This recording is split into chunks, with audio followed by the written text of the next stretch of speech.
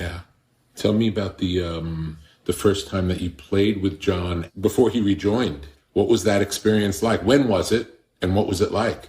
I think that I can't remember the first thing, but I remember like he and I were talking about some jazz. He was really loving Charlie Christian, a jazz guitarist who played in Benny Goodman's group. Yeah. And there was a couple of songs he was learning, and he was like, let's play some of this jazz. And it was just fun, Yeah. It's just fun to play that stuff. And then I think like he was recording something with some break beats, and I came in and played on it at his house. Yeah, those were the first time. And like within the context of doing that, I think we just sat there and jammed a little bit. Just easy, man. Like just, it was never like there's some like big, like the clouds parting or anything. Like just a couple of guys hanging out, playing. No big deal. I don't remember any specific like, la, It's just nice and easy, man. We kind of eased into it. John had the idea, like, let's not start trying to write anything. Let's just play, hang out and play covers. That was fun. Yeah.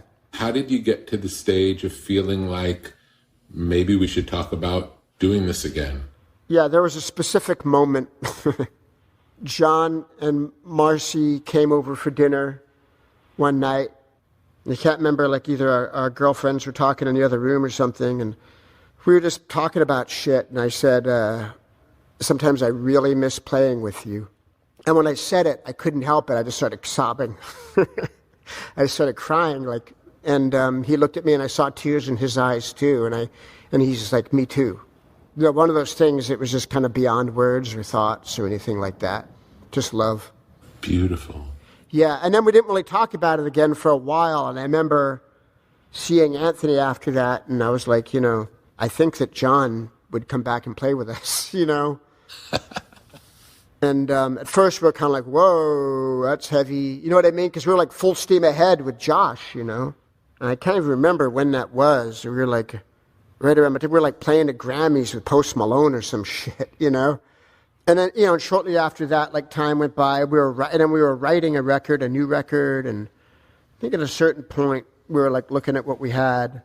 Might have played some of it for you, I think. And just feeling like, yeah, we're doing it, but just felt like we were missing something. And I don't, I like the shit we made with Josh. I really do.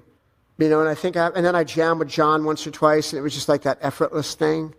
I wish I could explain it, articulate it, Rick, but it's just this, the best way I can say it is like what I said before. We don't have to talk about it. Yeah. Do you remember how Anthony reacted when you said it the first time?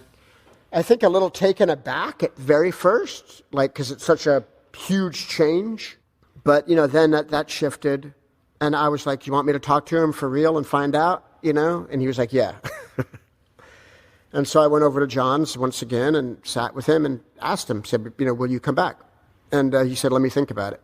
And he thought about it for, I don't know what happened in his head, but within a day or two, it was like, yeah, but, and I, there were some things that he was concerned about, because I obviously, when he left, it was painful for him, not just us, it was painful for him. Of course. And I can't speak from that side of it, I can only imagine it's a massive change, and how you spend your days and the anchors in your life and what you work towards and what you do. And sometimes you get everything you want, but, and I think it's good for him to do what he needs to do.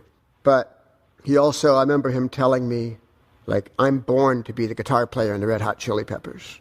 I'm the guy that's supposed to be in this band. That's just the truth. And yeah, so we kind of went through this kind of like, well, would it hurt? Would it not hurt? What would we do to make it not hurt? And I'm like this, and I need this or that, and it's all good, I'm a human being who loves to do music, and me too. On this whole process, this record with John, man, he's fucking good. The best way, he's just so fucking good at music, but also he's so humble now, and he could easily not be. You know what I mean? And all the things that he's doing, all the great synthesizer work, all the ideas about mixes and sonic ideas and when to use reverbs or backward reverbs or what to do, all his big picture of music is so profound. He does so much, the background vocals he does so beautiful. He just knocks them the fuck out. He does it. He's all like really humble and really open to having faith and honoring other people's ideas as well. I never am working with him where I don't feel seen or heard or valued. And that's a beautiful feeling.